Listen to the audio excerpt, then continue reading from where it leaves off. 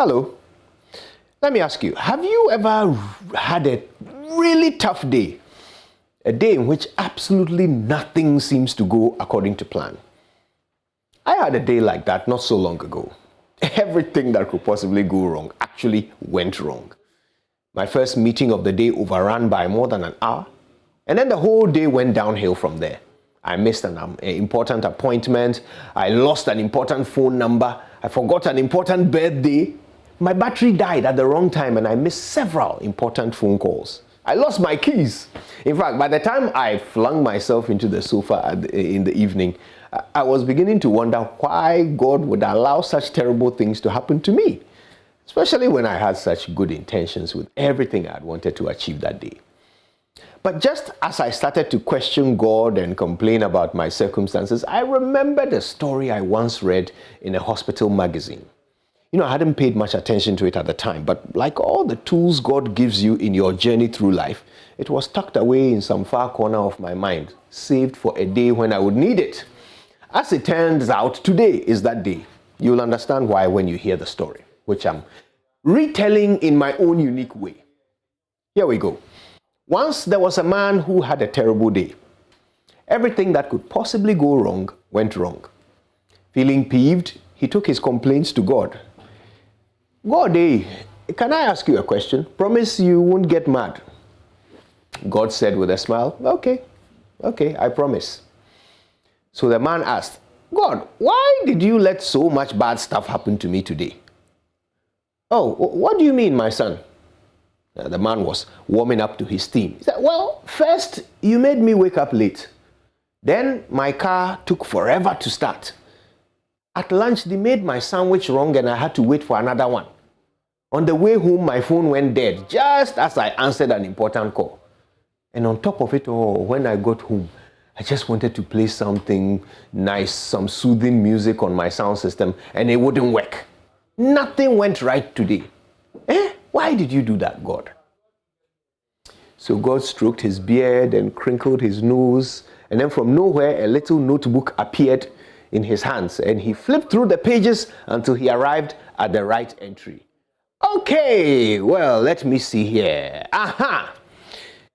The angel of death was at your bed this morning, and I had to send one of my angels to battle him to save your life. Now, the sight of two angels fighting, bro, is bad for your brain. So I thought I would let you sleep through that. Now, I didn't let your car start on time because there was a drunk driver on your route who would have hit you if you were on the road at your usual time.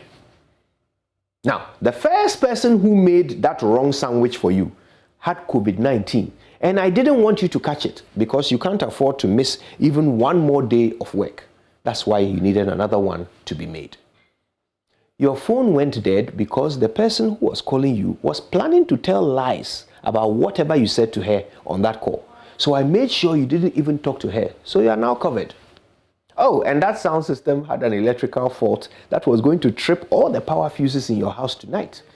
I didn't think you wanted to spend the evening in the dark, especially not after the kind of day you had had. The man was so ashamed. I'm sorry, God, he mumbled quietly. God gave him a friendly pat on the back and said, dude, don't be sorry, just learn to trust me in all things, the good as well as the bad. The man smiled sheepishly and said, I will. And God, I just want to say thank you for everything today. My dear friend, his ways are not our ways. We need to remember that and learn to get down on our knees and thank the Lord for every bad day we have ever had. For God knows they could have been much, much worse. I don't need to say more than that, do I? My name is Kojo Yankson, and God's plan for me is always better than mine. Good morning, Ghana.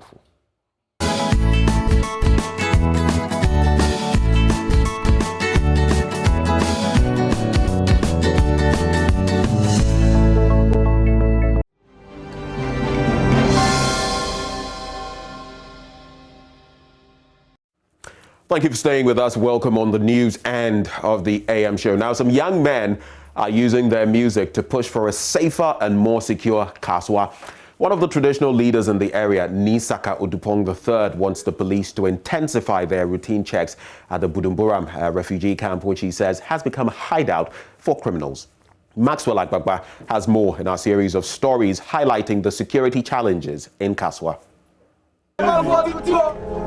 Isaac Adolfo Somoa, also known as Boy Dope, is a resident of Kaswa and a member of the group. He says he's terrified by the alarming crime rate. We get scared because, you know, we ride in cars often and our music is on TV now. Most stations are playing it and some people identify us when we go outside as musicians or upcoming musicians, so to say. So at least at times we get scared, very scared. But then we have Operation Come Life running around every time here, so at least it's better, but I think there should be more security here. These young men are not the only people worried about the situation in Kaswa. A traditional leader there, Nisaka Odupong III, is equally concerned. He wants the refugee camp near Kaswa to be demolished. The refugee camp, that place, the camp, this is the time the camp should be dissolved. This is the time. You know, I cannot take the law into my own hand and do what I like. But we decided to petition the security agencies. If they fail to honor what we want them to do, then we will take the law into our own hand and go there with our SAFO people and demolish the refugee camp. But the police also, you know, at times they used to overcome the police. And there is no enough men there to help to fight the crime there. A time will come. But recently, there are some armed robbery cases that happened there, murder cases, a whole lot, which I cannot mention all of them. In 2019, the then Central Regional Minister Kwamina Duncan said the refugee camp has now become, quote, an incubator for criminals. Nisaka Odupong III is appealing to the Inspector General of Police to increase police personnel in Kaswa. I'm appealing to my good friend, that is the IGP, James Opobueno, to increase more men there. And them too, they shouldn't look to the politicians, because to calm all these things down, the police, they have to hold their duties, what they have been charged for. They have to do it. They shouldn't fear any politician. Then increase the men there. That will solve the problem. But if the police also, they are afraid of the politicians because they know that if I say something now, today then they'll transfer me to a remote village. So they also keep quiet and be looking at them. That is what is happening. So I'm appealing to IGP and then the CID. They should increase more people there, more men there, because at times the criminals, they overcome the police. The men there are not enough men there. Adip Sani is a security analyst. He has experienced the insecurity situation in Kaswa and wants authorities to take action. Well, I have a personal experience. I remember I went for a weekend at Kaswa and thieves broke into the house, stole our personal effects. When I personally went to the police to report, they knew that address, apparently. Oh, Alaji Pio Honum will be coming. To date, no police officer has come there. So this is indicative of the culture of impunity that is allowed to fester in the area, to the extent that I know of certain persons who are victims of crime, from serious crimes to lesser crimes, who don't even take the trouble to report to the police because they ask themselves, to what end? So that is also invariably motivating criminals to perpetrate crime. And this is hinged on a theory I always talk about, rational choice. Before someone perpetrates a crime, he's human, he's sane, he's able to juxtapose the risk factors against the reward factors. So if I'm a potential criminal and I feel that it's a free-for-all, if I perpetrate this crime, the probability that I'll be caught, I'll be held accountable is low. Obviously, I'll be motivated to perpetrate that crime.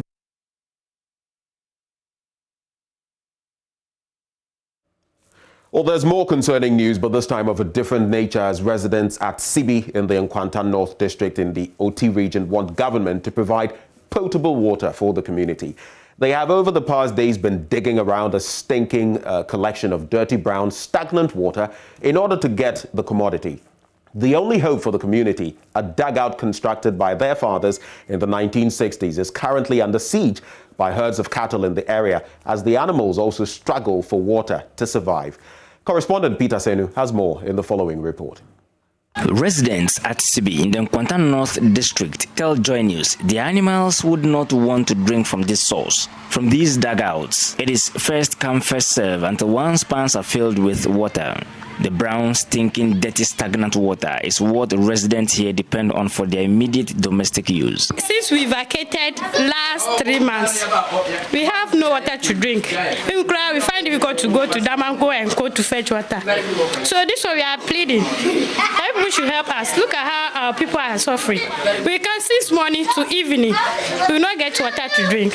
We the student cry. Sometimes we doesn't have the zeal to go to school because some of the leaders in our communities, they are there. Yes. They can't even talk for us that we don't have water. And we have so many great people in this society, but we see nothing. So if you people can help us, I should help us. Look at this water, very dirty. We are going to drink, cook. So we are pleading so that you guys should help us. Those who can afford say they would have to travel to Kwaza or Damanko to get safe drinking water. They spend not less than 50 Ghana cedis a day. The mostly peasant farming residents say this is affecting their quality of life. The dire situation has affected education, health, and even religious activities in the area as Muslims enter the holy month of Ramadan. As there is no water, the way we do our things, if it has come to dry season, we cannot go to farm. And the market too, and ladies are not suffering. So some don't have time for their work. We have reached Ramadan now, and there is no water in the mosque. So we travel far away to get water. And then fasting too, we have to wake up early and do our cooking. So it has become a problem. Most children also turn the place into playground as they wait for their turn. 2 children, we are told, died from snake bites while searching for water. Residents are placing SOS call to all and sundry to come to their aid immediately to provide potable water as their plight is dehumanizing. To the best of my knowledge, the digging boreholes here will not get water. If only government will help and give it a big dam, that one will even help more than even coming to dig. Even if it is 1,000 boreholes, we will not get water. Because people are trying a lot of digging it, but they are not getting water. If a day break like this, how the children to get the water and bath and go to school is a major problem in our community here. And the doctors, those are here, nurses, they are suffering of the water. If they post them to come here and do works excellently because of the water, they will not come. So now we need the help from the government to assist us. This dugout has been dug since in 1960s, our great-grandfather's time. And I will plead on the government if he can come to our aid to convince it to a dam, so that maybe one village, one dam, if he can convince it to it, so that it can stay. When they dug this thing, it takes us 20 years before it is even getting full. And they re-dig it again, it takes 15 years, and this is where it has been reached.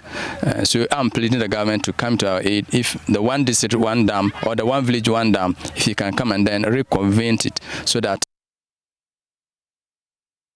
But Muslims around the world are observing the holy month of Ramadan in the midst of a pandemic for the 2nd year running.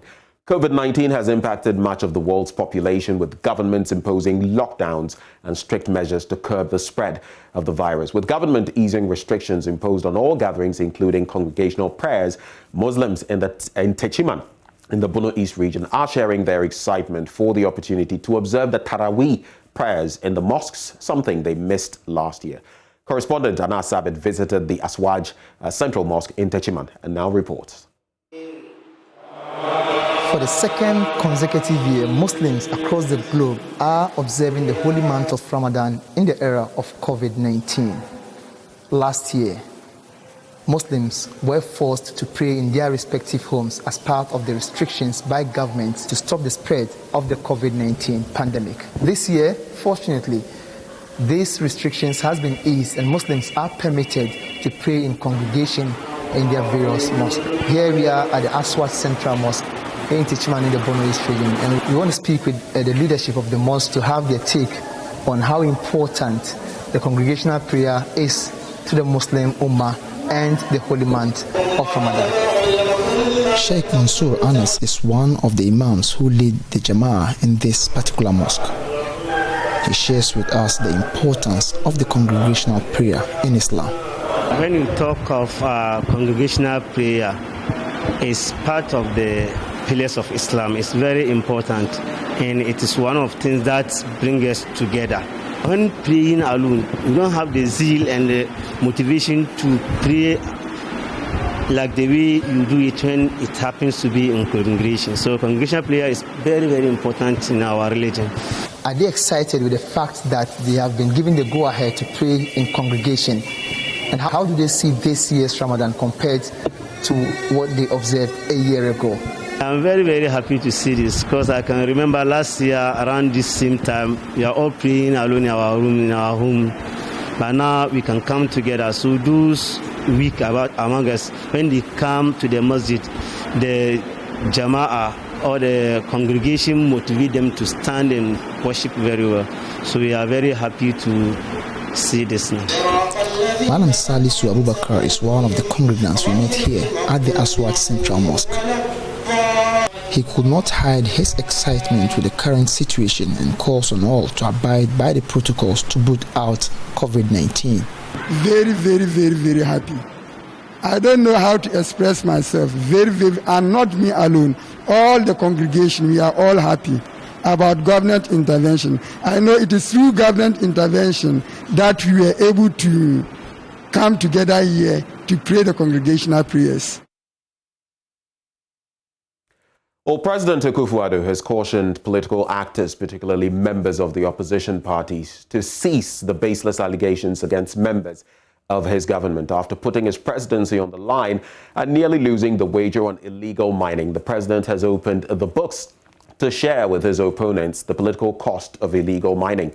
The National Dialogue on Illegal Mining brought together 16 identifiable groups, including leaders of all the major political parties, chiefs, religious leaders, to find solutions to 12 questions set to hold the answer to ending the menace.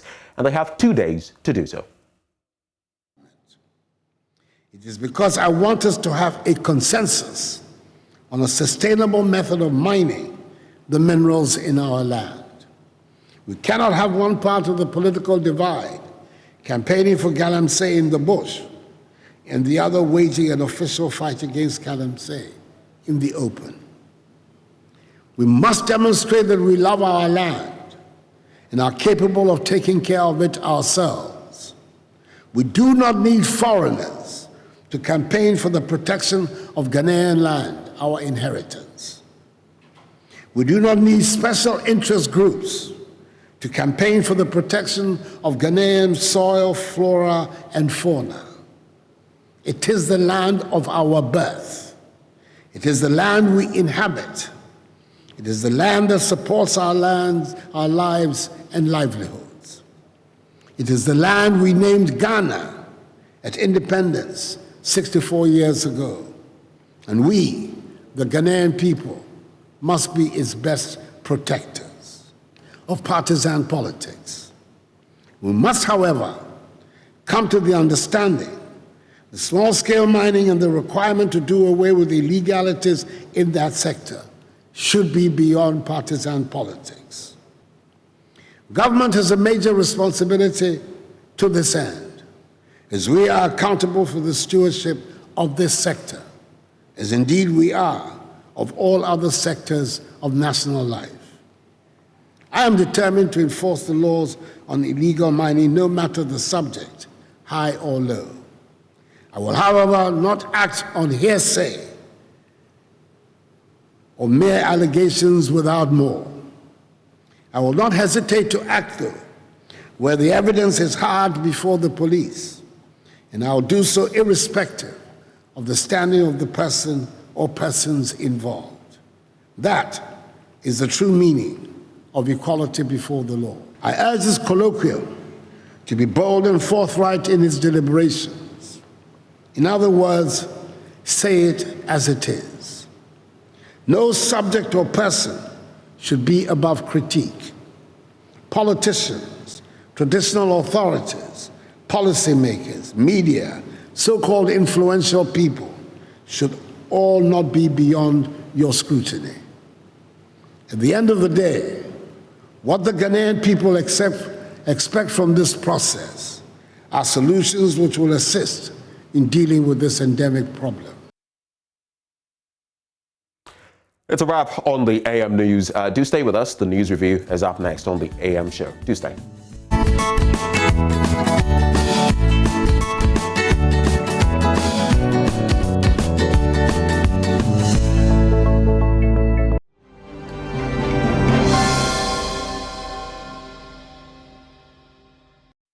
Well, welcome aboard the news review. We have quite a number of papers here and we're going to dig into them so you get on top of all that is happening. I have the Daily Graphic, the Daily Dispatch and the Business Finder newspaper this morning. Akable, good morning. Good morning, Ben. How are you doing? I'm well. You? Great. So which papers do you have? I have the Daily Guide, the Ghanaian Times, the Daily Statesman and the BNFT newspaper. Okay. Would you like to start with the headlines for us? Yes, I'll start from the front page of the Daily Guide this morning. Ethiopian polo caged over naked pictures. It's on the front page and it has a photograph of her almost naked on the front page. Yeah. For some for trial agenda again. She's in a bikini. Yes, she is almost naked, like I said. And the story relates to being caged over naked pictures. 13 perish in Yape, Accra accidents, and no Galamsey politics in the bush. That is coming from President Akufo-Addo. The back page has Kotoko receive Hisense products. Moreno faces sack if. And Tuchel touches Porto coach. It's also another story on the back page of the Daily Guide this morning. Okay, I don't know whether you wouldn't have wanted to do the middle spread. The middle spread, okay. Paper as well. Yes, it has that story about Ethiopian polo in the middle spread. There's also this story about I did not have sex with Davido's Chioma. And Nigerians beg Akufo-Addo to open shops. Inflation remains 10.3% in March. And global Momo accounts reach 1.2 billion in 2020. Government advised to invest borrowed funds. It's coming from Professor Peter Korte, also in the center spread of the Daily Guide. So free Ethiopian polo, just because you brought it up, is trending on Twitter at number 1. And I know you'll be delving into that story, but what do you make of this? Because she pleaded. Yes. She actually put in a guilty plea, and she's being processed now. It's being checked whether she's carrying a seed, and if not, well, I guess the law will take its own course. Exactly. What do you make of it? DKB, I hear, is criticizing the NGO spearheading the prosecution of Ethiopian polo. We all condemned her when that picture, went viral. And I remember there were calls for her to be prosecuted. I remember it so well. And it's strange that that prosecution has taken place. And interestingly, she has admitted to the crime. So there was not a full trial. You admit that you committed the offense, and so the court now has to proceed to sentence you, and the court decides that, okay, look, we want to check whether you are pregnant or not, because that influences the sentencing as well, and we are doing that. And so people are comparing the fact that she has been convicted to other persons they believe are criminals who are walking free. We can't mention the names, but some have said that there are people who have dealt in shady businesses, made people lose a lot of money. They are walking free. Exactly. And you want to convict. But the point really is that we are either a nation of laws, i.e. rule of law thrives, or we are not a nation that rule of law thrives. Rule of law simply means that when someone falls contrary to the law, it is applied. And so if some criminal somewhere has committed a crime that you know of, you report it. And if you are referring to the ones that we know of in the public space, it's also going through the process. The individuals involved have pleaded not guilty, and the prosecution is going. And so this is the difference. And if we think that we should take the law off the books to allow people to be posting nude photos of themselves and others around, that is a fair discussion. There are laws on indecent exposure and all of that. Exactly. So if we are against the laws, it's fine. But we shouldn't mix it up. I think as well, Joe, that we need examples like this for people to become more aware, because we're getting to the point where I have nothing against Ethiopian polo. A young woman, she's even talking about going back to school and all of that. I feel for her. But the reality also is that if we don't control some of these things, at some point, it could degenerate, and then now it becomes very difficult to tackle the problem. My heart goes out to her, but if there is a sentencing, I'm sure a lot of people would. It's a misdemeanor. She cannot be handed jail time beyond 3 years, and the fine will not go beyond 6,000 cedis. So I mean, it's something small. I mean, once she's admitted to the offense, that influences sentencing too. So the court will take all that into consideration, but. It's an act that we all condemn. So let's see how that goes. Let's check out the Daily Graphic newspaper. Galamsey fight demands consensus. That's according to Mr. President. And he's given them 2 days to arrive at some sort of conclusive, should I say, process or roadmap as far as dealing with this menace is concerned. And there are 12 key areas they've identified that they feel ought to be tackled. I feel... when it comes to the Galamsey fight now, I feel I want to see more. The rhetoric, the talk shop, it's been done over and again. And I'm really not for it right now. I'm just waiting to see the effects. I want to see the turbidity levels of our water bodies go down. I want to see our water bodies return to health, some very good health. I want to see these shangfangs and the rest no longer in operation. I want to see a crackdown on... And it's not just sometimes we say, oh, Chinese. There are so many, even in the West African sub-region, there are so many of our neighboring countries that are having their citizens coming to Ghana and do this, and they are able to get away with it. There are members of our political elite, leaders doing it. And I think Mr. President alluded to it a bit yesterday when he said that it shouldn't be a fight where maybe one side of the political divide thinks this. But look, the very people who, his own party, if we were to check, I am not stating categorically, but would we not find people in there who are maybe behind some of these things? So I think the fight is really out there, and it takes strong leadership. I don't think in the first term he was able to do what he said he would. If he fails this time, then I guess I don't know what we can do about Galamsey, really. Yeah, I really don't know.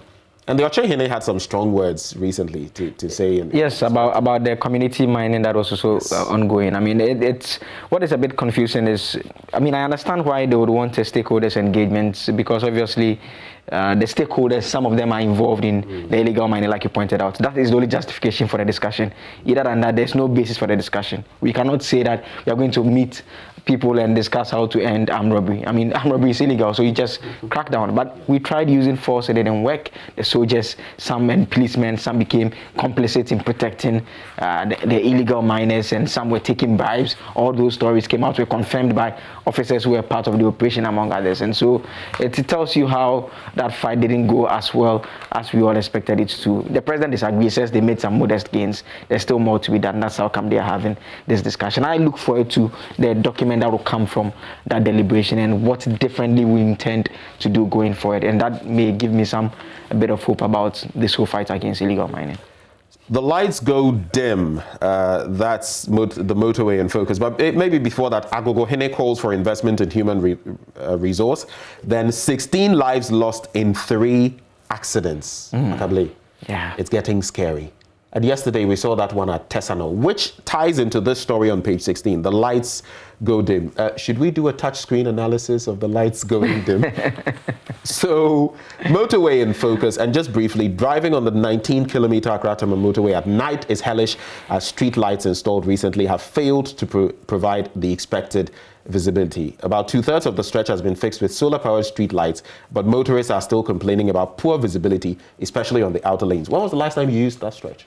Not too long ago, I think about 2 weeks ago, but I've not driven on the motorway in the evening. And I mean, it's for good reason. You never do it? Yes, it's for good reason. I just don't want to do that because it's scary at night. Even during the day, you know, there are portions of the road that have issues and they've been fixed with concrete, so not very smooth. And so even during the day, I struggle to see that very well. And so I know what the challenge could potentially be in the evening. And the new patches and all, if you're not careful. Exactly. So I avoid it in the evening completely. I don't want to risk it. I mean, this road in its current state needs proper lighting, just like you are in a small room somewhere. That is the best form of lighting to ensure that the road is safe. And especially for people like you and me, people like us who use glasses and all of that.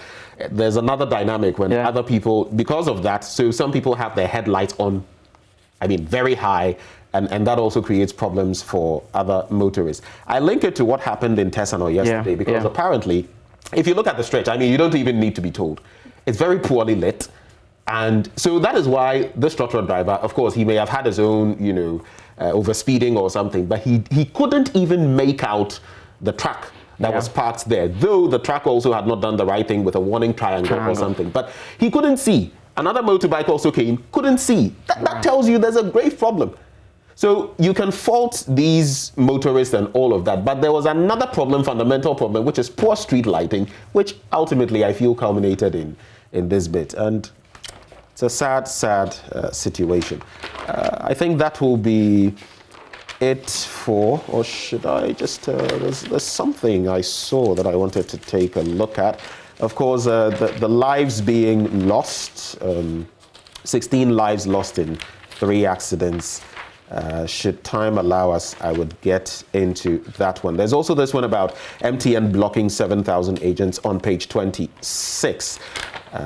Let's get into other papers. Should we have enough time, I'll do those stories. Yes, so let's do the Ghanaian Times now. The Ghanaian Times says, at the National Consultative Dialogue on Small-Scale Mining, President slams political actors for politicizing Galamsey. And Pokwasi interchange under threat by reckless drivers, story on page 24.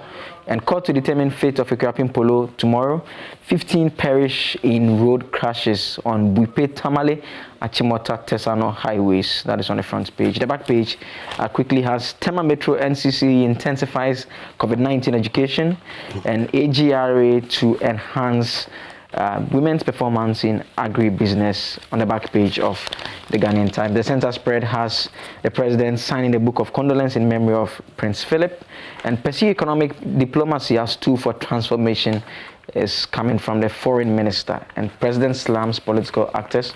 That story from the dialogue yesterday is also in the center spread. Then GJA General Secretary appeals against announcement of nomination fees. Okay. On the GJ elections there. Right, so let's check out some more stories, this time from the Daily Dispatch newspaper. Akufo-Addo's fight against illegal mining almost cost him 2020 victory. That's according to the sector minister, Samuel Abu Jinapo. Osaya Koto and Oboshi Saikofi get top appointments, of course, together with Yao Osafo Mafu, who is now a special advisor, senior advisor, if you like. Then Jean Mensa's EC organized 2020 elections met international standards. That's according to the EU observer team. Javier Nart has been speaking, but he also made mention of some things that did not go well, things that have characterized our elections over time.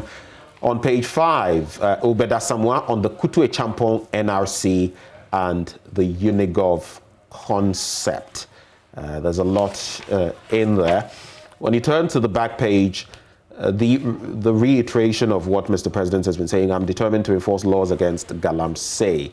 So that's it with the Daily Dispatch newspaper. The Daily Statesman now, government procures coaches for Tema Akosembo rail line.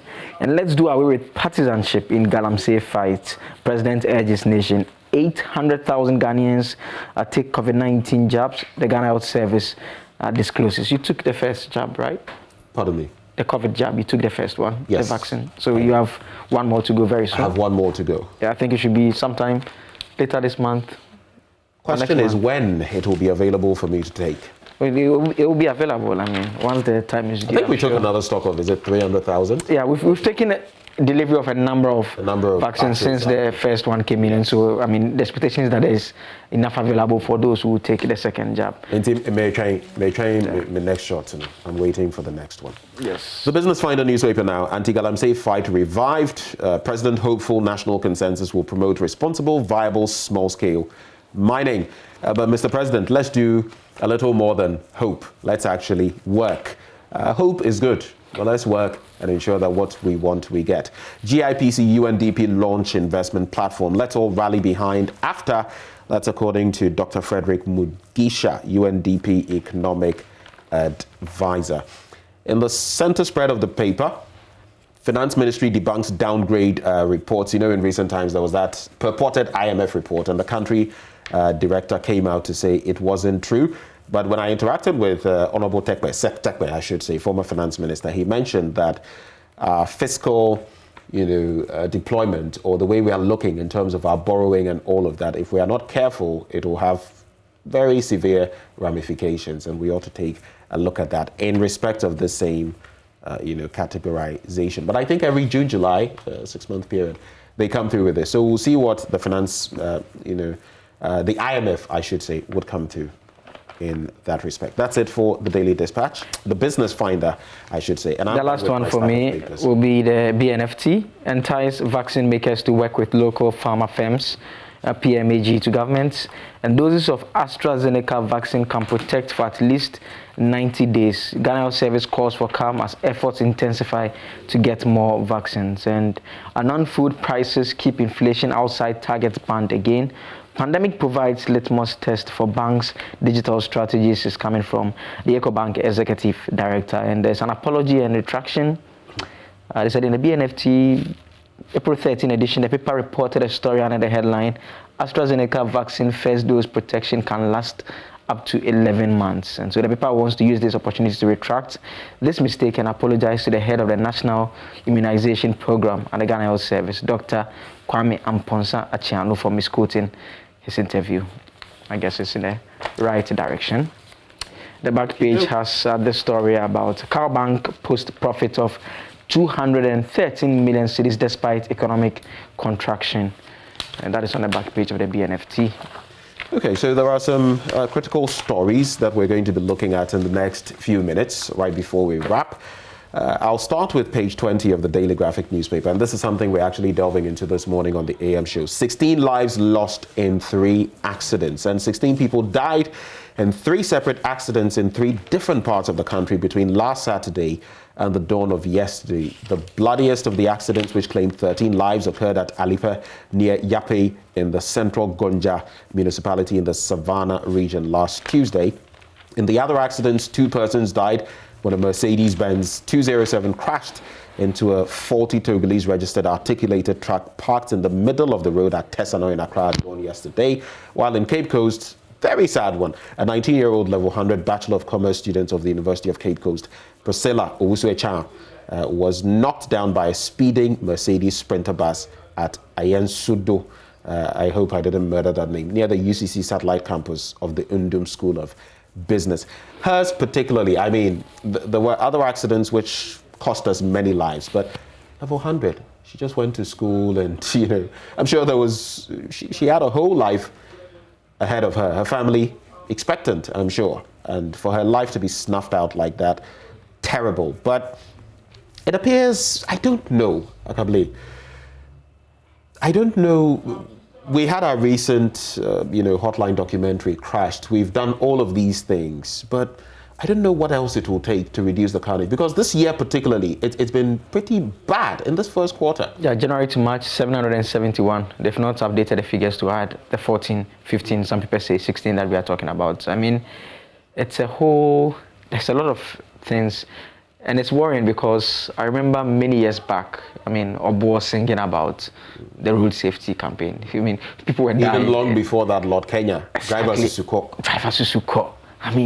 So it's been with us for a long, long time, and we are losing human resource. And we don't know the quality of even the resource that we are losing, with the potential that it holds. This could be perhaps the young one who is coming in to find coming up with some technology that will change our lives for good. That person is coming to change the lives of family people, coming to have children who will do great things. So we need to deal with this avoidable deaths. There's a whole lot of things. Look, drivers, you need to take your time sometimes. We know the things that we need to do to be safe. We just drive with careless we take things for granted. Some would refuse to use the seat belts until they see a police officer or something. But I think one thing that I see running through, we are very inconsiderate towards one another on our roads. When it's amber and everyone can go, you will see the real Ghanaian in people. When there's traffic, look, during the Easter, a lot of people had their cars scratched and the rest because when you do that, what does that say of Then there are those who jam the red lights. It was evident in Seth Kwame Boateng's brilliant documentary, if you watched it, Motor Riders. And the light is red and they are crossing, then the car runs into them. all those things are very unfortunate. And so the discussion will continue. There's an angle of it that we did on the 6 a.m. news this morning. The Road Safety Authority, they are talking about the controversial towing levy that was geared, because the Tesano one had to do with an abandoned vehicle that could, ordinarily, if there was a proper system in place, should have been taken off the road. But, I disagree with the levy in a form that was introduced in the past. I think the approach should be generally that there should be a number of a sort that when you see a car abandoned on the road, you could call, or there should be a regular checks of a sort. So in other places you go to get it towed. I think I've seen some. So in other places you go and take. They are effective though. The one, it should be in a manner that, so we see the car over there, I'm a police officer, I see the car, you call, then we tow the car away to a vehicle impound of a sort. So the car is kept there. Then when the owner comes looking for the car, because they are identifiable locations, you go over, you pay for the cost of taking the car from the place and also being kept at the facility for a certain number of days. Instead of a flat levy that you impose on all cars, then now when you go and do your roadworthy or insurance or whatever, then you pay for it. That one is too much money for a private company of a sort. So that's why come people kicked against it in the past, because they were asking how many cars will break down on the roads, among other things. But there should be this system that I believe is a more workable and more, acceptable to road users and drivers for that matter. MTN is blocking 7,000 agents, the reason being that they are not observing the new protocols to check people's identity. And they're also saying a further layer of security will be applied, where the agents will see the details of the owner for the wallet, for them to match the ID to the wallet details. So more measures. And they are talking about the fact that these 7,000 agents breached the protocols, but a total of 250,000 agents made transactions since the new system was actually applied. So it appears... So they made transactions without going according to the new system? So 250,000 have made it since the application of the new protocol. 7,000 agents failed to apply them and they've been blocked. I haven't done any transactions since it took off, so I'm unable to tell. But let's see how it goes. I'm not too sure about whether it's the solution to the whole bit. It helps in identification in terms of who may have done a transaction. About whether it ends the fraud that we've seen in that space, only time will tell with the results that will come out from its implementation. Well, let's check out maybe a story from your end before we wrap. There's a story about a policeman in trouble for assisting a British to escape from lawful custody. It's a story by my good friend Malik Suleimana. A police detective, Lance Corporal Kwame Edu Asabre, who allegedly forged official documents to assist a convicted British to escape from lawful custody, has appeared before the Accra Circuit Court. And so we are told that he's stationed at the Criminal Investigations Department headquarters, Accra. He was charged with 3 counts of forgery of official documents. So the court heard that a police detective handed over passport of the convict, which was in the custody was in the police custody to Davis to enable him travel back to the United Kingdom. Okay, that's interesting. And so he pleaded not guilty to all the charges and against him. So Inspector Dixon said the case of defrauding by false pretense before Davis was referred to the accused for investigation. And so this is an accused person who was under investigation. The investigator had access to his passport. Then the investigator decides to give the passport back to him. Then he escapes, and so he has left the jurisdiction now, and so call it a comedy of errors, but someone's head has to roll. Yeah. Sorry. Well, this is all time will allow us to do, but right before we go, a happy birthday to Anita Ayi. Anita Ayi. On your 25th birthday, we pray that your steps will continually shine brighter into a perfect day. We love you, and it's from Na Nishika and Oba. So Anita Ayi, do have a wonderful birthday. Stay with us. We have more coming your way. Sports is up next on the AM Show.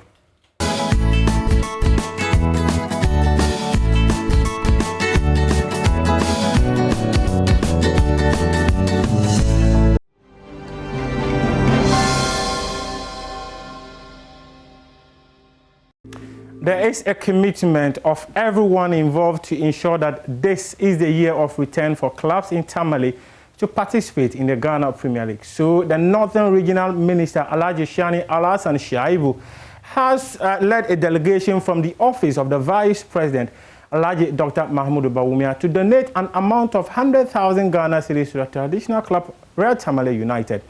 The cash donation was done at a short ceremony at the Northern School of Business Field, which is serving as a training ground for RTU.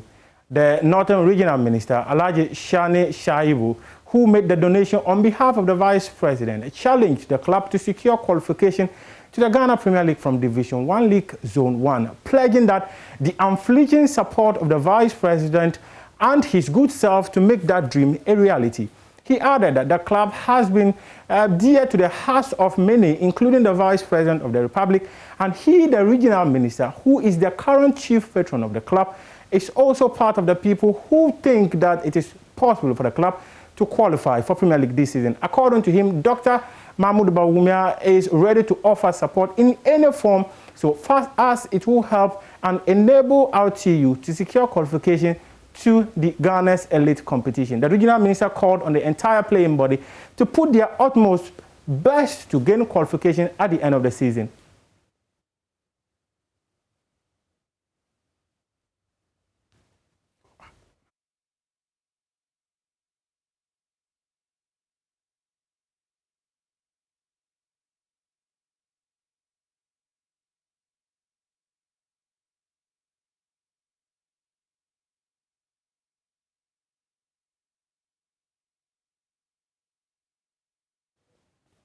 Still staying on football, last weekend on the Joy Sports Link, the president of the Ghana Football Association, Kate Okreku, said, "Gone are the days someone or an individual will name a squad for a national team, and that team will be published without going through a process," he said, is editing. Former assistant coach of the Black Stars, Ibrahim Tanko, insists that interference in the technical handling of national teams is not the right thing to do. Of course, if they suggest, I will look at the player since he's a Ghanaian, and I also want the best players to go to the tournament. So, I mean, suggestion is not forcing me to take the player. So definitely, even you can suggest a player for me to look at him. So that I don't think that is the bad thing. But do you think it is right that when you come up with a list, you give it to your management team so that you all sit down and take a look at the list and convince them why you think player ABC is there? I mean, I don't think it's a bad thing. At the end of the day, you are going to take the decision. I can choose my players and then come and sit with the management. And of course, I have to defend it. If I defend it, finish, the rest is up to me. I don't think they can force me or force any coach to take a players who he don't want to. There's a committee that's supposed to ensure that the national team succeeds. Yeah. So when you invite players, isn't it on the onus of that committee to ensure that the right players have been invited? So if they call you and ask you to have a conversation about it, and they think that you should drop player ABC, would that amount to interfering? Yes, I don't think, as I said, we can have a chat. You can ask me why I called this. I, the coach, have to convince you based on what I want to play. And like you said, now everyone is watching football everywhere. So all the players who are playing, who are performing, everyone knows. Yeah. So I think it even make it easier for us, the coaches, to choose the right ones. So I don't see anything wrong about that.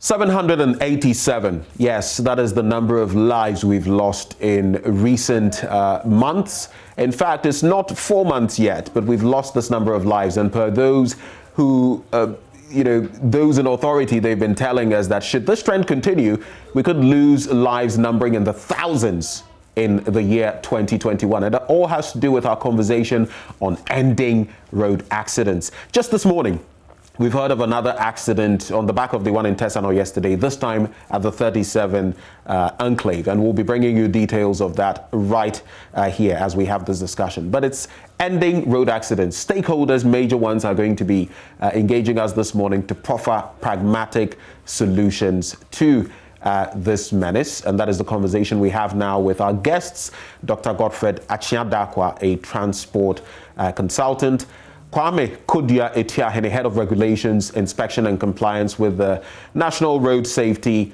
Authority. And we also have others who will be joining the conversation. Cecil Gabra, who is a transport consultant and CEO of Top Tech Limited. Gentlemen, a very good morning to you. Thank you for joining this all-important conversation. Good morning. Thanks for having us. And good morning. Great. So I'm going to start from here. There are so many dynamics to look at, and we're going to be digging into them one by one. I'll start with Dr. Dakwa on this beat. Now, okay, so I'll start with you, Mr. Kodia, on this beat. You're with the National Road Safety Authority. I'd like to find out, for example, looking at the Buipe-Yafe Tamale stretch, it's become a death trap. We know that for a fact. Many years in succession, we've had a number of accidents on this stretch. The most recent one you know of, 13 people losing their lives, 7 people being injured, taken to the Tamale hospital. What has the NRSA been up to this point in time in terms of this first quarter, looking at the carnage? What have you been doing to reduce the carnage on our roads? Well, thank you very much. I missed early part of your question. So in simple terms, I'm not sure which reference. Yes, let me just clarify for you. I was pointing, for example, to the Buipe-Yafe Tamale stretch. And that is where in recent times in Alipe, we had that accident that cost us, 13 lives, 7 of them 7 others being injured, sent to the Tamale hospital. But my question to you is, we've seen the trend, the uptick in the numbers. So this year, what has the NRSE been doing basically in this quarter to minimize some of what we've been seeing? Okay, thank you. Yes, I think that is true. Regrettably, though, that on that stretch, we are beginning to record some of these disturbing incidents. In fact, if you look at the trend over the last couple of months and even years, it appears that on that stretch, some of the major concerns has got to do with driving very tired and night-related issues. In the early part of March, we have met with the operators to try to look at close to about 13 crash investigative reports, which pointed to the need for us to begin to look at how we can assist the operators to break their drive for long distance routes, essentially those that travel in excess of 8 hours and their likes. I think you'll recall that in early part of last month, some regulatory directives were issued. I mean, the overall intent is to be able to exercise a bit of control on the fatigue-related incidents as they relate to high occupancy, intercity. So that's what's being done. We have issued directives that the operators should deploy 2 drivers for such routes, deploy logbooks in their vehicles to assist us to inspect and monitor the level of compliance, submit a journey plan that will indicate where the drivers will be required to take their mandatory rest, all with a view to get us break that cycle of crashes occurring as a result of driving tired and driving for long periods. I think that's what is being done at present. But I must also say that in the generality of the concerns, we have also deployed close to about 150 road safety inspectors who are employed by the authority, and regularly what they go to do at designated terminals is to be able to conduct pre-departure checks on some of these vehicles before they leave the terminal. The plan in the medium term is to have the operators themselves appoint road safety officers who will be trained and will be trained to use our predetermined checklist that will give us real-time feedback on these inspections that are conducted. I mean, all of this is to complement existing efforts like sensitization, daily outreach, what we are doing collectively with the media as far as the Arrive Alive campaign is concerned.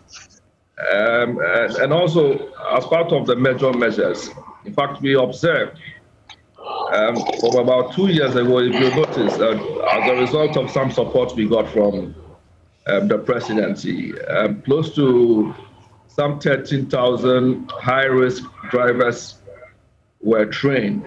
I need to say that the training was not enough, and there's a need for us to do more, especially in the way that they deal with hazard perception. Right. In the short term, what we have asked is for the operators to take responsibility and ensure that at the very least, all their drivers that run these high-risk routes should be trained by themselves, except that the instructors and the content must be one that is approved by the authority and the licensing authority. It is because, I mean, due to resource reasons, the authority is not in a position to be able to train them, as expected. But we have done some bit of training. As I just said, some 13,000 the last 2 years or so. But that is still a fraction of the number of drivers we have in that space. But ultimately, we think that this is a commercial enterprise. I mean, these are persons that are providing service for profit. And at the very least, to ask that they train and retrain drivers will not be asking for too much. Okay, so that's... As of this time, we haven't had as much resistance from them. Okay. We agree in principle that that is a responsibility that must be carried out by them. We have given them some time to comply regarding the training. We have given them up to the end of June. And by July 1st, we'll develop a mechanism to go around to see the level of compliance and possibly apply whatever sanctions that may exist. Okay, I'll come back to you shortly, Mr. Tiahene. As far as the training bit is concerned. I'll come back to you shortly, Mr. Tiahene, but let me quickly welcome Dr. Godfred Achia Dakwa, a transport consultant who joins us via phone. Dr. Dakwa, a very good morning to you. Hello. Dr. Dakwa, good morning. Good morning. Great to have you on board. I just wanted to at least initiate the conversation from your end. I'll wrap up with Mr. Tiahene and come to you shortly. But Mr. Tiahene, so this bit you mentioned about this system that by June you are hoping these public transport operators will apply. If we're leaving it till that time, in the meantime, accidents are happening involving some of these major entities that you speak of. And I'm putting it to you that you're talking about what, even in the Yafe situation where maybe a tired driver was involved, that situation there. The logbooks, that system you speak of, 2 drivers or more to ensure that tiredness is reduced. It's not being applied. Aren't we just talking a lot and not really doing the things that will solve the problems? As far as the 2 drivers route is concerned, I can report to you that when we started our monitoring from 1st of April, we are beginning to see encouraging levels of compliance. I mean to admit that we work in a very informal environment. I mean, that sector is predominantly informal. Nonetheless, there are operators that are beginning to respond. In fact, just yesterday, I received a report from Great Imperial Transport Company indicating their journey plan, the routes that are affected by the directive, the number of drivers assigned to each trip, and their likes. So some work is being done. I would encourage that in spite of the difficulties that we have on hand. I mean, these are operators that are used to some practices for a while. And it will take a bit of time for them to go over. But we are not about to sacrifice what we expect on the basis of their own difficulties, except to say that from the reports we are picking from the field, it is encouraging, at least for the 2 drivers assigned to these long-distance routes. In the presence of, with time, we'll be able to put out sufficient data on what we have observed, and we'll also begin to look at steps to ensure that they comply with these measures, because they are non-negotiable. The law is clear on it, that if you use 8 hours, drive in excess of 500 kilometers, you cannot assign 1 driver for such a trip. The law provides sufficient backing, and most of them appreciate the impact as far as their investment is concerned. That yes, if we were to do this, at the very least, it will protect our own investments. We are also beginning to engage commuters as part of the enforcement protocols. That if you went to a terminal which is required to provide you for a service in excess of 8 hours, you must inquire. If you are not being assigned 2 drivers to the trip, you are at liberty to reject the service. That is what they could also do to bring a little bit of heat on the operators. But as far as that is concerned, I am happy to indicate that the feedback has been encouraging, and we hope to keep the momentum up until such a time that all the affected operators comply with these directives, and that we are committed to do it. Let's engage Dr. Dakwa, who also joins us via phone. And Mr. Cecil Gabra, I will be coming to you shortly, but let me initiate the conversation from the end of the technical people, the transport consultants. For you, Dr. Dakwa, what do you see to be the glaring loopholes in our system when it comes to road management and regulation and enforcement? Yeah. Good morning once again. It's interesting to add my voice to the discussion that's going on this morning. And my brother Godfred Achia has said a lot. Dr. Dakwa, my apologies, but if you could just up the tempo with your voice a bit, we'd be grateful. Just speak up for us. Yeah, I am happy about what my brother Godfred has been mentioned this morning, which we are in line with him. He has mentioned some of the factors that are causing this frequent road accidents on our roads. And I think I will just add later, like sleep driving. We should look at this frequent occurrences of these road crashes. We should look at the timing of the crashes. Look at them. And then also look at the day of the crashes. It's very, very important. Then we look at the spot where these crashes do occur frequently. Let's do this analysis. It will give us a clue to having the solution of this particular problem. People are doing wrongful overtaking. Why do they do those wrongful overtaking? What can we do to treat the road so that those overtaking that cannot go on there? That's also good. Side best is becoming frequent in this present dispensation of a crash. Let's look at this. Let's look at passenger silence. Why is it that drivers are overspeeding and then overtaking at wrongful places, but the passengers in this vehicle are silent? Why? So these are all areas that we need to look at, conduct deeper research into that, so that we can help solve the problem.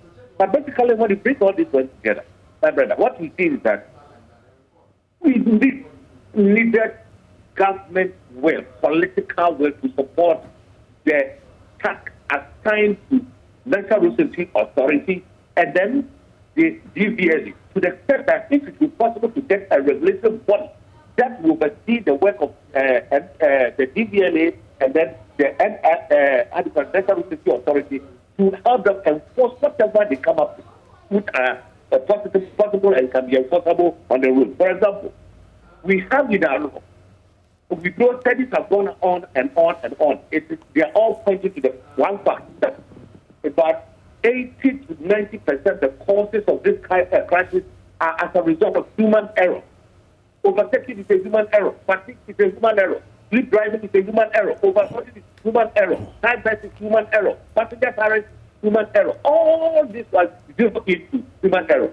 So it means that the mental faculty of people who are sitting behind the steering have lesser knowledge in appreciation of what is going on the road, which means that their attitude and behavior is being affected. But anything affecting human attitude and behavior, it is critically provision of knowledge that change that fiber. Now, what do I mean?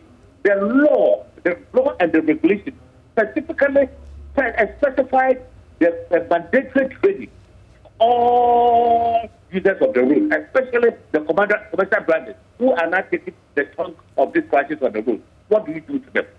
It is if their attitude is faulty, and therefore they are behaving oddly on the road, killing people and damaging property. What we need to do is to look into the law. The law makes clearly that drivers have continuous training. And this training, I am saying here that government should not buy this while it is checked. It should leave it for the law to work. That everybody who owns a vehicle and uses public road should be made to go to regular training every 6 months without government paying. But the people, the owners of the vehicle, and the drivers themselves had to pay or had to sponsor themselves for such training. When they do that, the DVLA and National Road Safety Authority to give some form of certification in addition to the driving schools or instructors who will be conducting this training. Now, when they do that, anytime the police are on the road and doing their rightful duty, they need to provide a valid certification from DVLA or National Road Safety Authority, showing to the police that last 6 months I was in the class learning. And the learning process should be continuous and sustainable. If we leave it to government to discharge 3 million Ghana cedis once a year, it will not go anywhere. You cannot use 3 million cedis to fight road safety. No, you can't. The road you can't. You need a colossal sum to do it. But let the owners of the vehicle who have bought the vehicle come on or take over the sponsor of their drivers. Right. So that one, their vehicles are not going to be involved with accidents and kill people, and people have special life. And the training to be sustainable. Again, the training should move from training progressive to education, progressive to professional education. That would change the moral fiber, which is the head and the mind of the drivers, so that they can drive as a human being and stop killing innocent passengers and people on our road. Right. This is the way it should go. But it should go on this way, and then it is backed by law, supported by the police, that if you don't see any certification of a driver who is on the road, driving a long-distance vehicle or even a short-distance vehicle, because accidents also occur in a crime and kill people. So it should be general. So that when we try to do this one and we villainize the court, and the people are supposed to go to the court, then we are getting a solution. Let me move on now. You use technical devices. Right. It can be done easily too. If you don't want to train, if you want our people to drive without training, then let's go on with the one. Electronic devices. Every black spot in the country, about 251 black spots in the country, let's wire there with cameras, so that vehicles that run over the posted speed limit will be captured live and then give it to the police and prosecute them immediately. We can do that. That's what is quite expensive than going for the training. So the solution is ours. The solution is the political will. The solution is the generality of the population saying that there is a solution, so let's go for it. Okay. Now, it's important that you mention, the political will in there. But let me engage Mr. Gabra now. You're also a transport consultant, and you are actually CEO of Top Tech Limited. You get into the training of, those who use, or motorists, I should say. What else do you feel is missing, the missing part of this puzzle, especially when it comes to training? Is our training outmoded, outdated? What more do we need? Do we need better training for our drivers?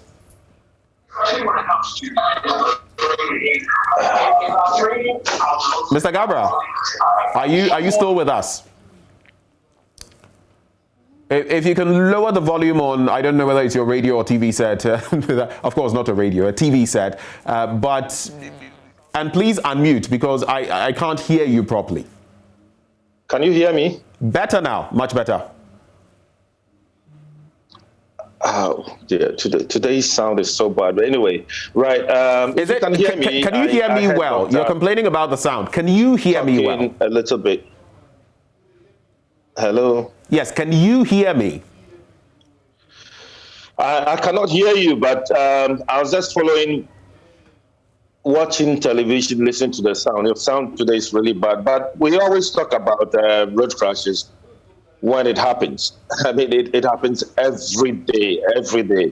I believe a lot more deaths have occurred without counting the numbers at this time, right? And then in Ghana, whenever there's any big accident, then, we talk about it. It's time for us to take pragmatic actions to save lives.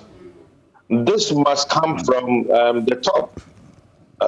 When I say the top, I mean, I'm talking about it should also be looked at by the president. I mean, we need to enforce the laws. Everything that happens is the laws. I heard my colleagues talking about it, right? Their life must work now. The powers that be who intervene by calling the police must be ignored. All the accidents are human factors, just like my colleague mentioned, right? So if we do not enforce the laws, training wouldn't even work. We operate a driving school as part of our work. You train the person, he goes back to the road, and then he sees that people are doing wrong things. He'll obviously do it. So we need to enforce the laws. And again, I repeat, the LI must work. If the LI is not going to work, we will sit down and talk and talk and talk. Right, if you look at the two accidents, it's just clearly the issue of speed. Are speed limits working? The law gives us the opportunity not to drive beyond 50 kilometers per hour when driving in town, 80 kilometers when traveling, and 100 kilometers on a motorway. It is time to fix speed limits. My brother Johini is listening to me, and it's time to fix speed limits. And I'm happy they are an authority. They should work with DVLA. All these buses and so on, there's one serious factor. It is all speed. When our speed is about 50 kilometers per hour, nobody is going to die. You may have some scratches and so on, but you will not die. But if it is more than 50, breaking distances, stopping distances, making distances will not work, okay, by calculations. And then the other thing that we need to look at is that apart from the speed limiters, we should also go back to the law that talks about tachographs in all those buses, heavy-duty vehicles in general. Vehicle tires must be manually be inspected. I mean, it is part of it. If you take the human factor, but who fixes the tires? It's still the driver who takes care of it. Speedometers. I am now asking that if it is a standard to replace the TV sets in commercial vehicles as passengers will be watching, they should rather watch the speedometer instead of watching movies. So when the driver misbehaves, the driver doesn't care, he'll be driving at about 90, 100 kilometers per hour.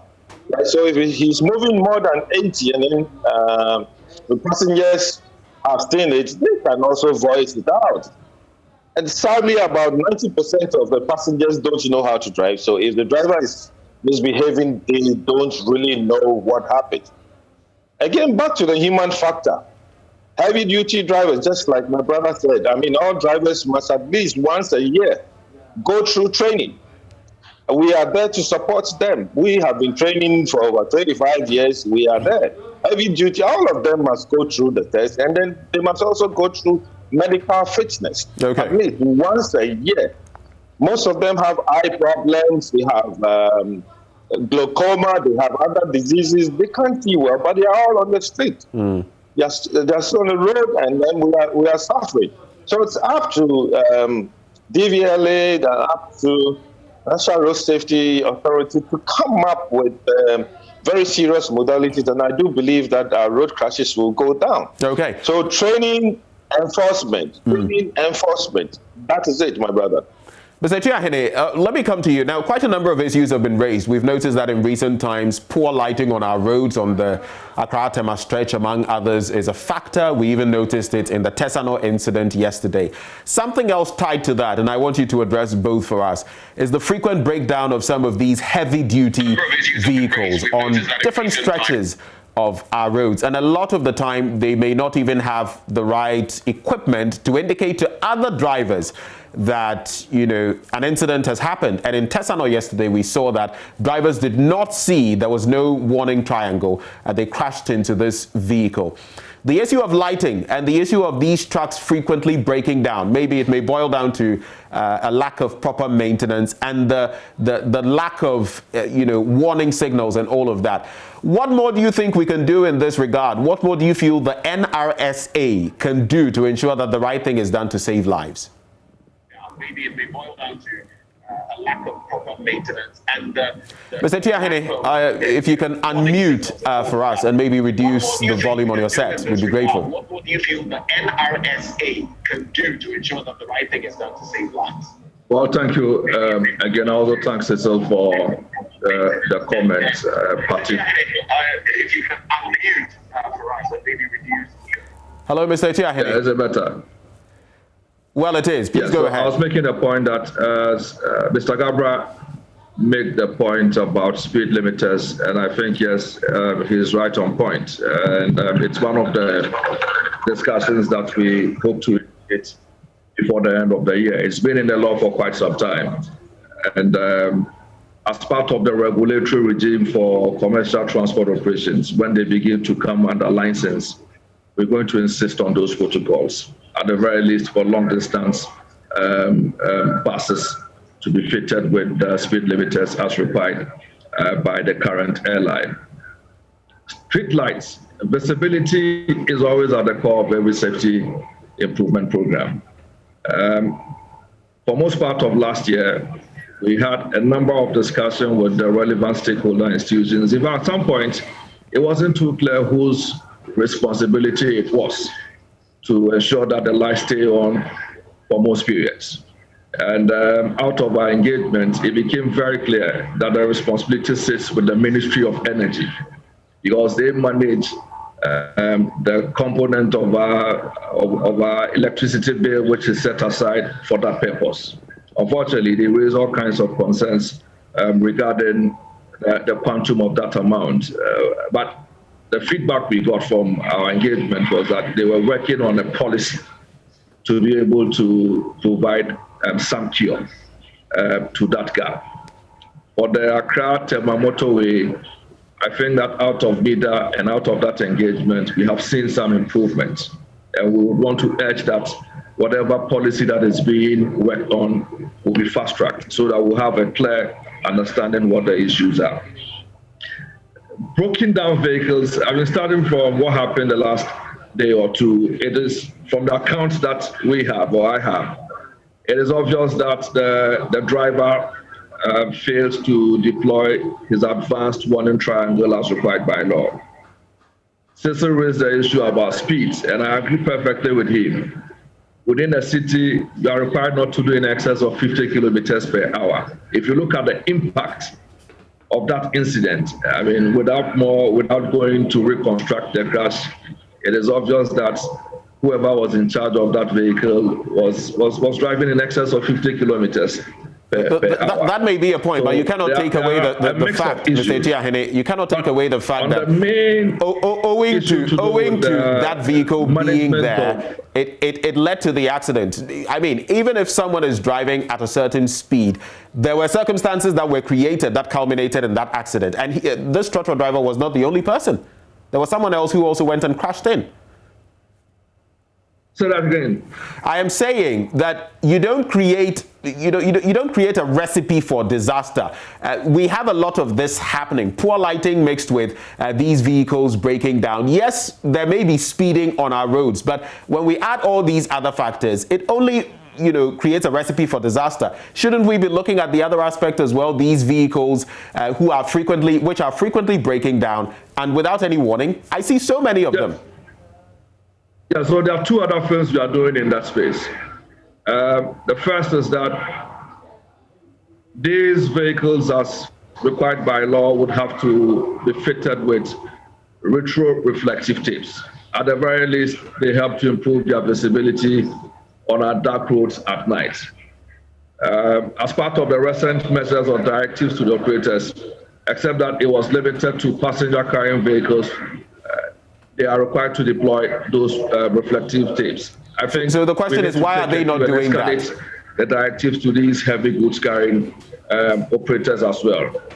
On the other hand, when we begin to kick in the licensing regime, one of the requirements for licensing will be that an operator must show evidence of a maintenance arrangement. It's either you have a maintenance workshop or you have some agreement with an accredited workshop, so that we can be certain for quality assurance purposes that whoever purports to maintain your vehicle has the competency to do so, and also keep records of them. And that is what the inspectors, when they go around, will seek to check. So if you have 100 vehicles under your control, what is your maintenance program? Have they been followed? Are there evidence to show that the vehicles have been maintained even before they make themselves available? Mr. Tiahene, just for clarity, very quickly, are these things that are already being implemented? Mr. Tiahene, please hold on for me. Are these things that are already being implemented, are they things in the works? I just want to know, because it is obvious that a lot of these heavy-duty trucks are not observing what you're saying, the reflective gear and this other bit you speak of. It's clear they are not following them. So is this something you mean to do, or is this something that they should be doing now? Yes, I think what we should be doing in the short term is that we must work together with the police and DVLA as other partners to ensure that these vehicles that are required under the law to have these reflective tapes be deployed with them as soon as practicable. I mean, the gap, if I must say, is that for most part of last year, even though there was a desire for many of these operators to comply, the material went out of supply, out of COVID and other related issues. But we have indication at the beginning of the year that they have taken some stock. And so I think there's incumbent on us and all the related public sector agencies to begin to hip up enforcement of that protocol. That, I believe, is what we can do in the short term, and committed to doing to ensure that at least we can improve visibility at night.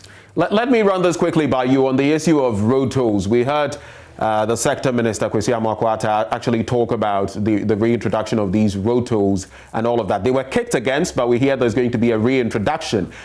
What are the dynamics to take stock of? What should people expect? And are we going to get better roads, better facilities, road infrastructure on the back of these road tolls?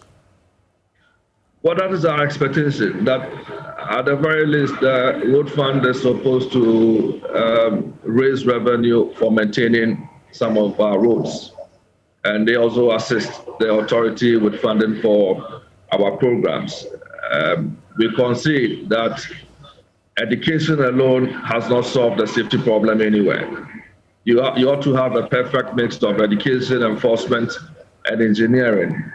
And so if the roads are not of good form and shape, we will expect that the ministry responsible for infrastructure will assist in that path. But point must also be made that if you look at the data closely, in fact, a significant percentage of the crashes will occur do not happen on the bad roads. I mean, do not happen on the bad roads.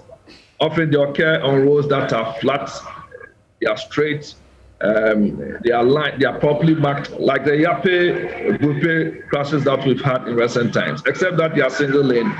It represents one of the good roads that we have in that stretch.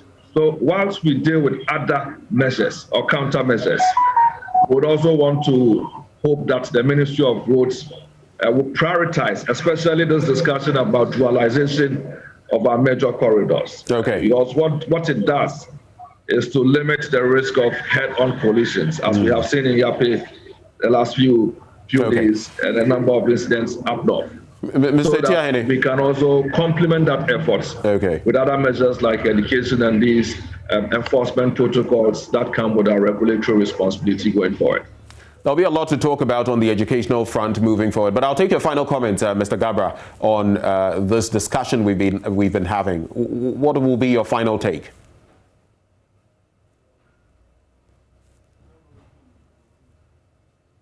I suppose Mr. Gabra is still with us.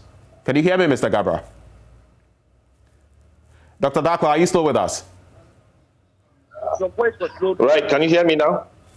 Who's speaking, Mr. Gabra? Mr. Gabra. Right, please go ahead with your final take on this, briefly, sir. Okay, so what I want to advise now is that if you look at the accident, especially what happened yesterday in Accra, right? If we had advanced warning triangles, that would have helped. I want to urge the police that they shouldn't arrest anybody today, but let's stop about 10 cars and find out whether they have the advanced warning triangles in their vehicles. See, that's also one fact that we have to check. Apart from the human factor, a lot of drivers don't care about this advanced warning triangles. Others are also saying when they have it in their vehicles, they will steal them. I believe that if we have massive education on that aspect alone, how to fix it. A lot of people don't know even how to put it behind their vehicles or in front. You need two warning, advanced warning triangles for this purpose, and it depends on where you have the breakdown. The accident that occurred yesterday could have been avoided.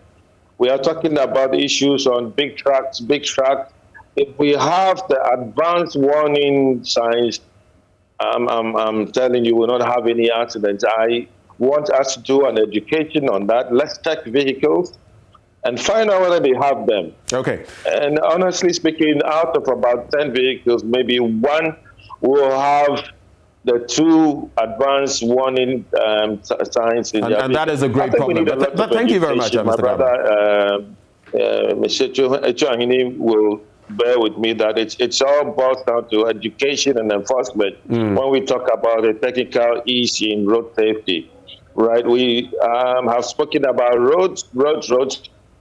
Our roads are not very bad. We have a lot of good roads. Now, when you speak to other African countries who visit Ghana, they'll tell you that we are doing very well on roads. But people also must know that if we have good roads, we should have rather lesser accidents. This morning, I heard your brother Kodo saying they are going to visit a place like the Lekma Road. Right? It's rather a recipe of disaster. Okay, why is it so? People are using the road anyhow, driving on the opposite side of the road. Trucks are parked everywhere on the road. So you see, it is our attitude. And if we don't with absent business to banking app, you'll never have to take your eye off the ball. We can move forward. We can spend a lot on money on development and so on, but if we not enforce the laws and get people to be punished, honestly, we will talk and talk. And so enforcement is pivotal. Thank you very much, Mr. Gabra, for actually joining the conversation. This is an ongoing conversation, and we're going to keep having it till there is a change in the road statistics, at least as far as accidents are concerned. Thank you very much, Dr. Godfred Achia, who is actually a transport consultant, Kwame Achia, who is head of regulations, inspection and compliance with the NRSA, and Cecil Gabra, transport consultant and CEO of Top Tech Limited. Gentlemen, thank you very much for your time. Now, coming up next on the AM show, we dig into sports. Ahead of the National Division 1 League, which resumes tomorrow, Joy Sports editor George Addo Jr. has put together a special football piece taking a deeper look at Tamale's 8-year Ghana Premier League drought, its dire effect on the economy, infrastructure, and neglect of young talents coming through. That is up next on the AM show. We take a bit of a breather here and we return.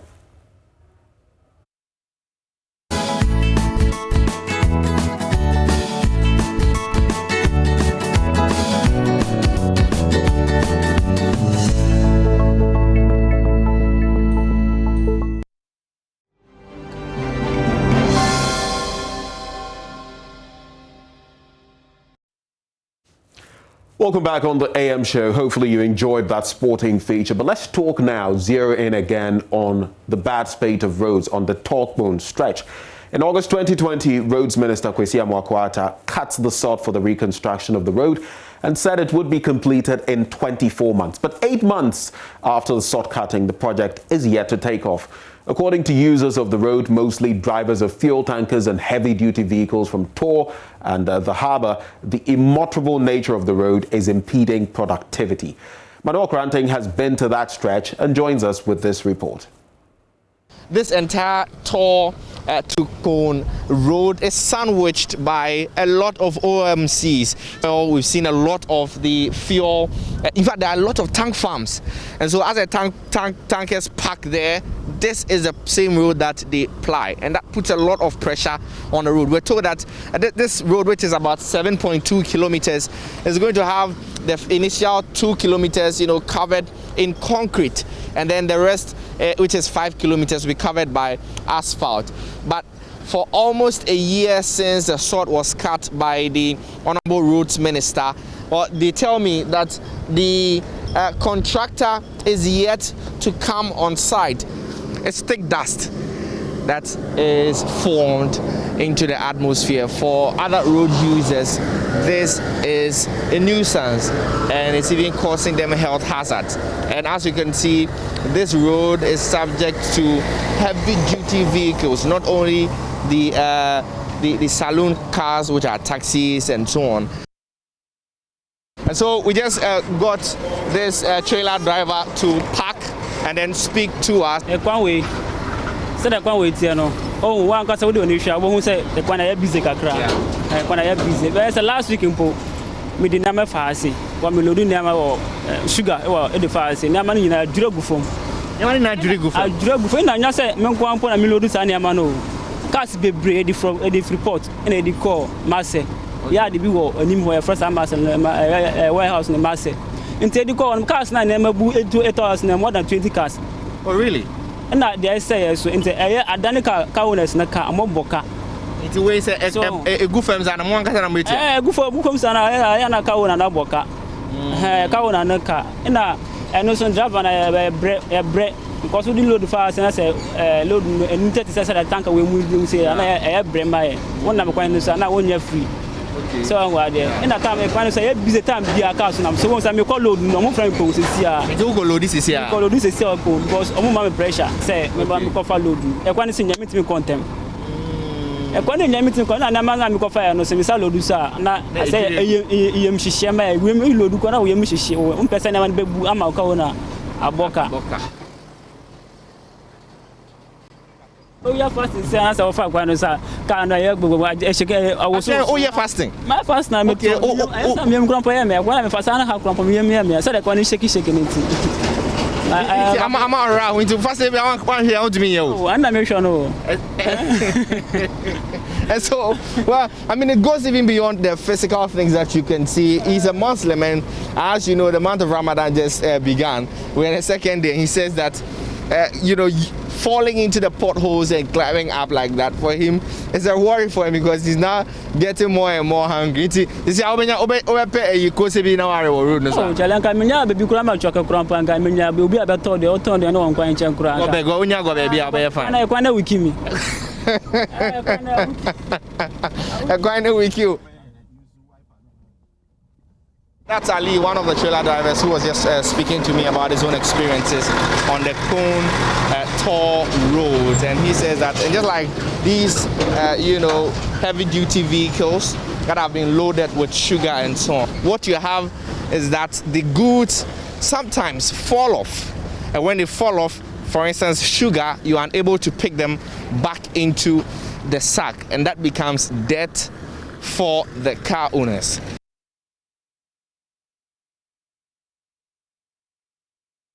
Okay, so as we try to drive on the road, we're seeing this vulcanizer who works here.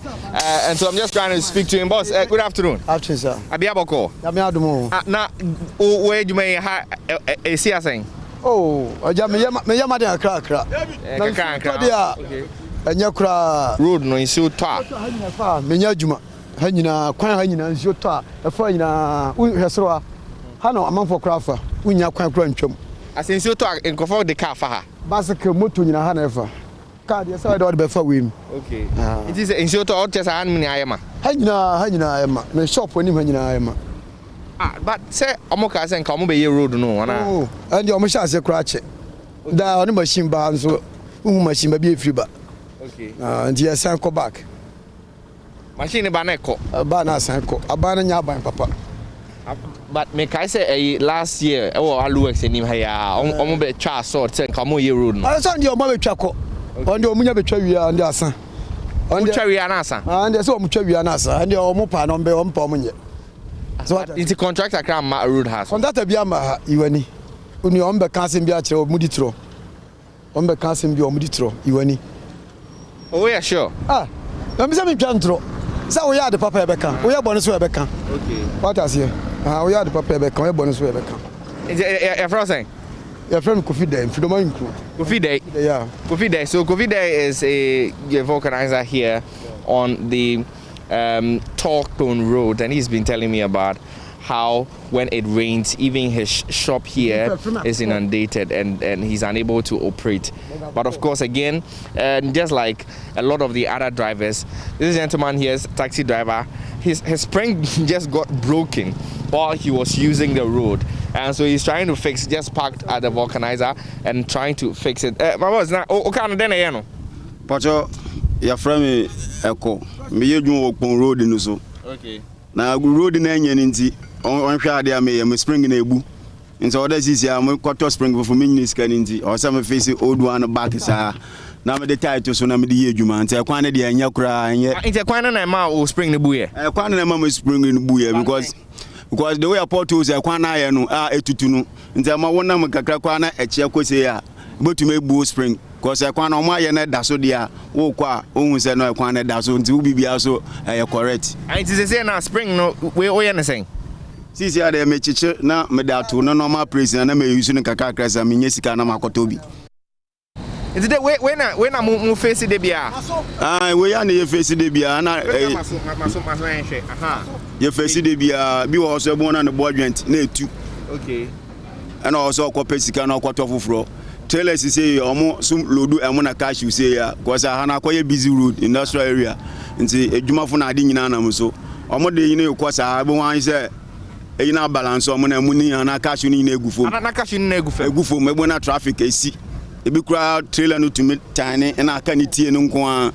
Oh, I see. Interesting. And so he's telling me that his spring got broken as he fell into a pothole, and because of the loss of balance within the tire fell onto the shock and got burst.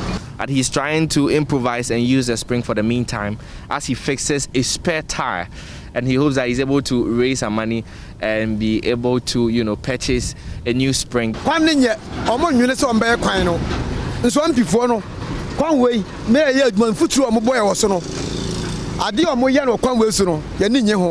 so okay say quite way so quite no for her because quite way they new. So one before no ya na ye tofu amomo ya na ye to spring wuka na se yo omo gi tax aye tua bibia so omo nam kwan wesu a mfutu omo bo no omo di nkwasi asem so kwan no so tie so omo nya omo kasa kire kwan no so nye kwan no mbe ya omo mra mere o me na ye nya aduma nya yin sika.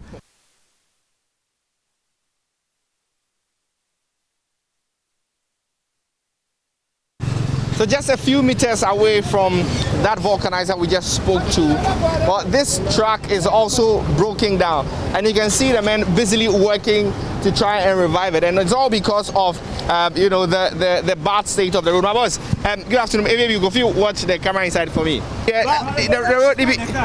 You said the road do what? The road no good because the road they be chaka zala. You no good. Because the road no you swell my car. You be the driver be you. And that is my colleague Manok ranting there on the deplorable state of that Talkstone Road stretch. Of course, more needs to be done to forestall some of the conversations we've had today with regard to road accidents. But this is how we draw the curtains on the AM show for another beautiful morning. Expect more action